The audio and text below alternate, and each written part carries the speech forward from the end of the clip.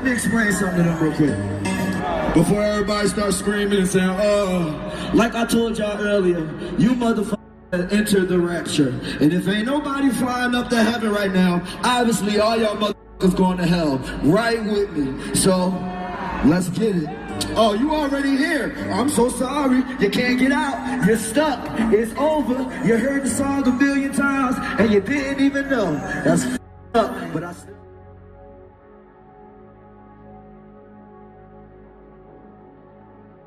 In a world that moves faster every day, filled with distractions, glowing screens, and constant noise, one of the most dangerous traps of the modern age is idolization.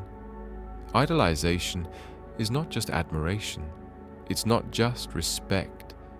It is the elevation of someone or something to a godlike status, where we surrender pieces of ourselves in exchange for illusion.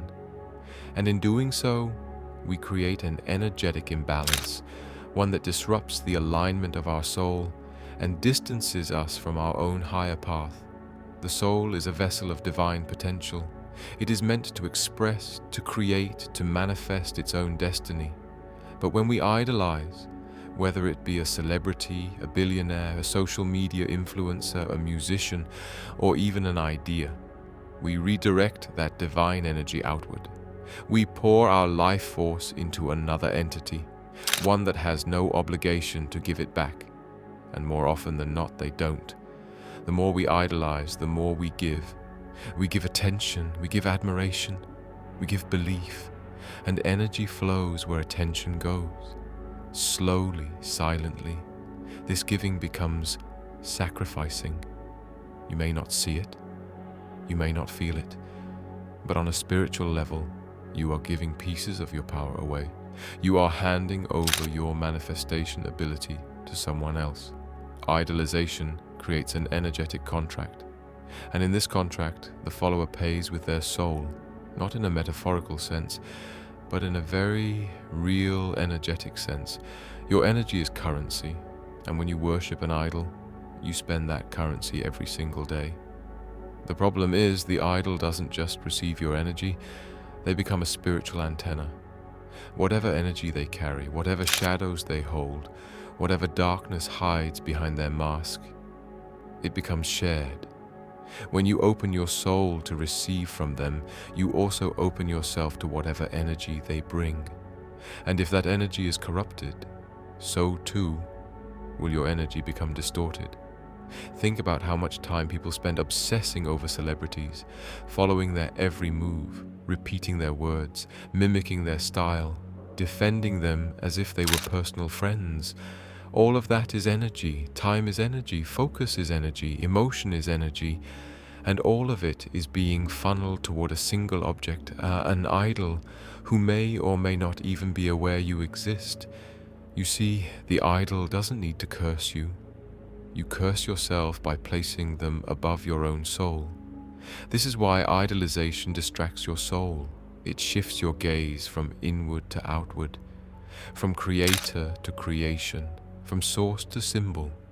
You lose touch with your own intuition, your own vision, your own unique manifestation path. The more you idolize, the more blind you become, the more distracted you are, the less you can manifest, because manifestation requires alignment. It requires purity. It requires presence. When your energy is divided, some here, some there, some with that celebrity, some with that politician, some with that influencer, how can your vision take root? Your garden has been scattered. Your soil is dry.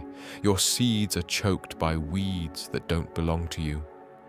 And here lies the dark brilliance of it all. The system knows this. Give them food and entertainment, and you have control over them. That phrase, often attributed to ancient Rome, is more true now than ever. Bread and circuses. Keep the people fed and entertained, and they will never rebel.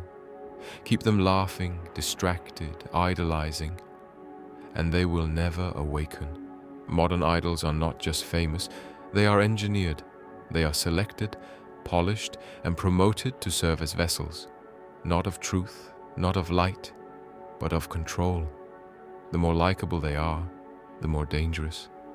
Because likability opens the door.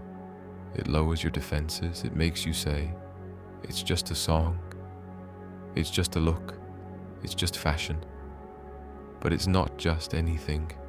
Symbolism is never just decoration. It is declaration. Hollywood, mainstream music, elite fashion, these are not innocent industries. They are temples of illusion. And they are laced with symbolism, demonic imagery, occult rituals hidden in plain sight. And when you idolize the figures that carry these symbols, you invite those energies into your field. Doja Cat, once a quirky, humorous artist, now openly embracing demonic aesthetics in her music videos and appearances. The sudden shift in style, the blood, the horns, the red, the black, these are not coincidences. These are invitations. Invitations for you to accept the presence of dark energy as art, as fashion, as freedom of expression. But understand, energy doesn't care about labels. Darkness, when allowed, will enter, no matter how glamorous it appears. When someone says, it's just performance, ask yourself, why does performance so often require the symbolism of demons, possession, and ritual? Why does it lean so often toward mockery of spiritual truths, distortion of sacred symbols, and glorification of control, vanity, and ego? Because it is not art for the sake of beauty. It is art for the sake of energetic manipulation. And manipulation requires your consent. The idol is the bait. The symbolism is the hook. And your soul is the catch. The celebrities you love, the influencers you follow, the entertainers you mimic, they are portals. And whatever energy flows through them now flows into your life. Your soul is an open door, and you are the one who opened it. This is why so many people feel lost, disconnected, anxious. Why so many struggle to manifest? Why so many feel stuck? Because their energy has been drained. Their alignment has been broken. They have been feeding an illusion and starving their soul. Idolization is not just spiritual laziness, it is spiritual danger. You were never meant to follow. You were meant to lead yourself. You were meant to be inspired by the divine, not distracted by the artificial. You were meant to manifest from the source within, not copy the surface of others. The truth is this: the more you idolize someone else, the more you become a shadow of them and a stranger to yourself. You give your voice away, your style, your beliefs, your imagination, until nothing is left but echoes of someone else's narrative. Your manifestation becomes diluted. Your power becomes borrowed. Your soul becomes confused. But the moment you pull back your energy, the moment you reclaim your attention, the moment you say, no more, everything changes. You begin to see clearly. You begin to feel again. You begin to remember what it means to be guided by your own spirit. And that's when manifestation begins to flow. That's when clarity returns. That's when your energy stops leaking and starts building. You become magnetic, whole, alive, because your soul is no longer scattered. There's a reason spiritual masters always say, go within, silence the noise, close your eyes to the world, and open your heart to the truth. The soul doesn't need an idol. It needs integrity. It needs intention. It needs alignment. There's nothing wrong with being inspired. But inspiration is different from idolization. Inspiration uplifts. Idolization entraps. Inspiration sparks your own light. Idolization dims it. So look around. Who are you idolizing? Who have you given your energy to? What symbols are you letting into your home, your mind, your spirit? Pull back. Reclaim your energy. Choose awareness over obsession. Choose truth over illusion. Choose alignment over distraction. You are not here to follow false gods. You are here to remember that the divine already lives within you. Let go of idols. and return to your soul.